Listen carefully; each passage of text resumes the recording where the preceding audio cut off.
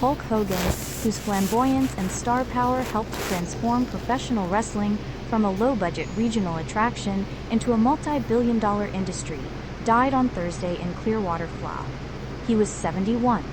Police and fire department personnel in Clearwater were called to Hogan's home on Clearwater Beach, where Hogan was treated for cardiac arrest, the police said in a, quote, news alert post on Facebook.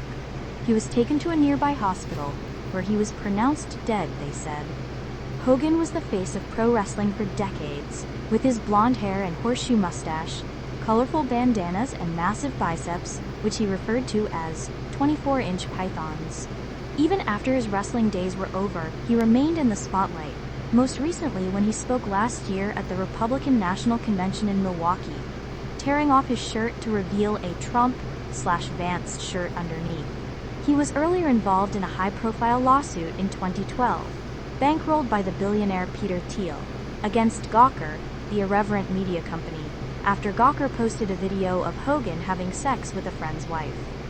He won the case on invasion of privacy grounds, reaping millions in damages.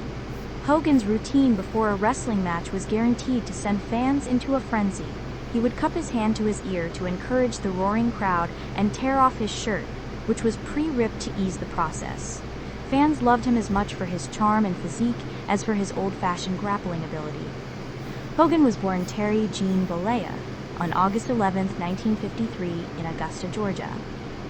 His father, Peter, was a construction foreman. His mother, Ruth Moody Bollea, was a dance teacher.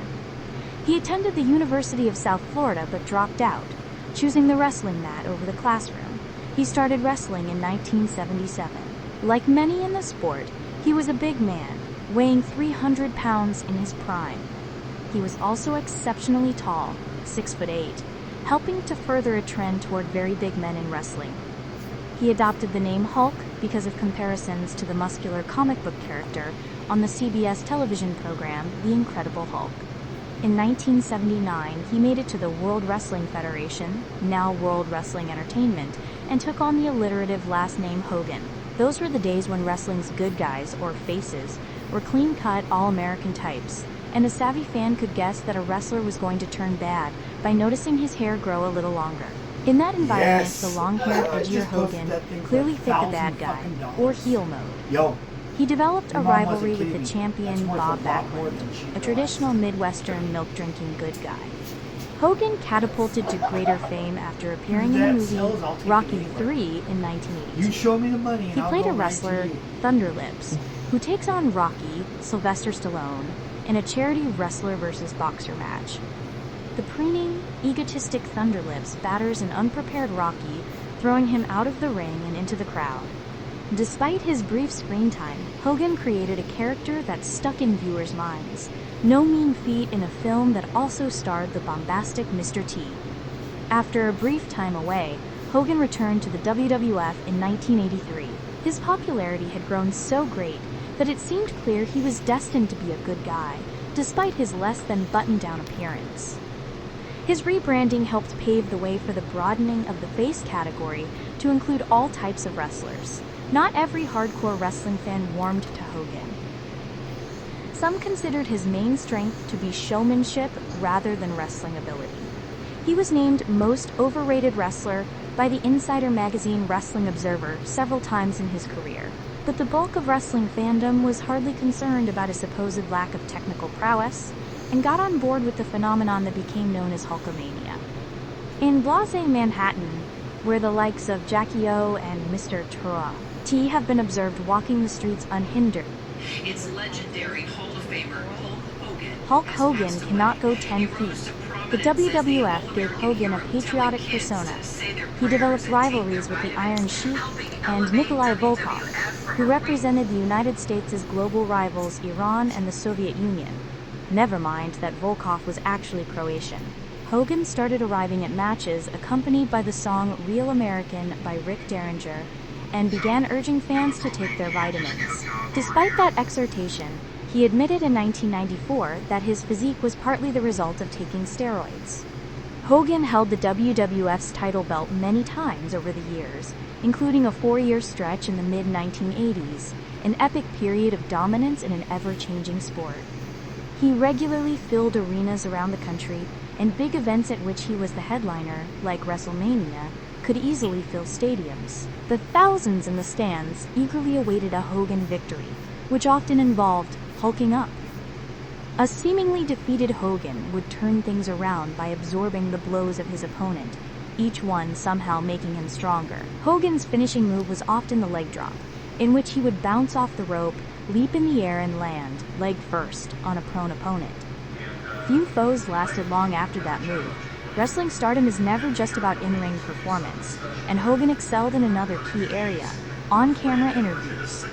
He would appear to be in a passionate frenzy, but remain controlled beneath the surface, delivering the storyline of the day. A trademark was calling the audience brother, in a gravelly voice. After winning the title in 1984, Hogan told the interviewer Gene Okerlund, "It is the dream of a lifetime, Daddy. This is like going to the mountaintop 1,000 times over. I feel the energy. Hulkamania is running worldwide." Shortly afterward, he was doused in champagne by Andre the Giant, but their friendship would not last forever. In 1987, in perhaps Hogan's most memorable match, at the height of Hulkamania, he was matched up against Andre at WrestleMania 3 at the Silverdome in Michigan. Andre, a longtime fan favorite, had recently turned heel.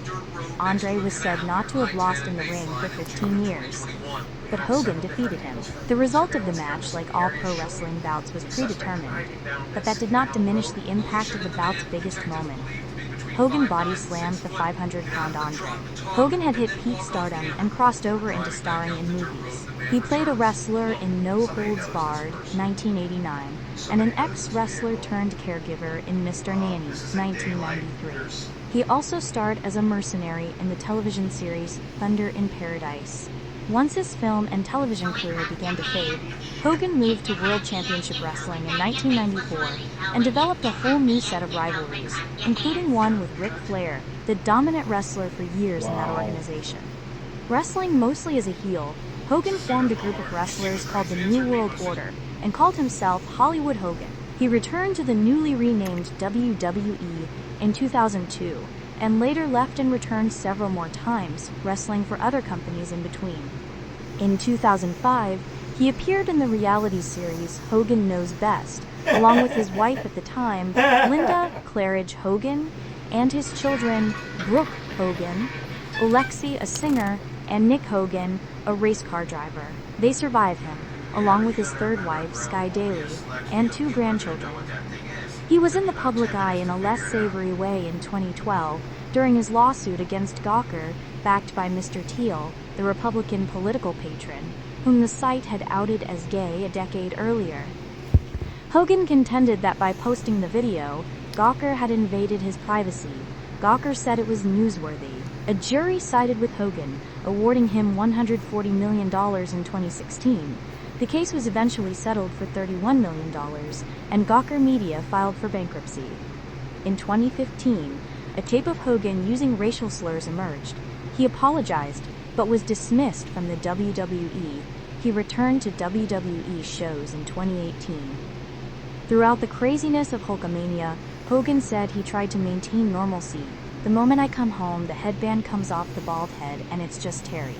Dad, father, husband, friend," he told the talk show, The 700 Club, in 2024. "The problem is, the moment I leave the house, the moment I walk out the front door, the world doesn't want Terry." The mailman goes, "Hey Hulk." So instead of saying "Good morning, sir," I say, "Hey, brother, how you doing?" Ash Wu contributed reporting.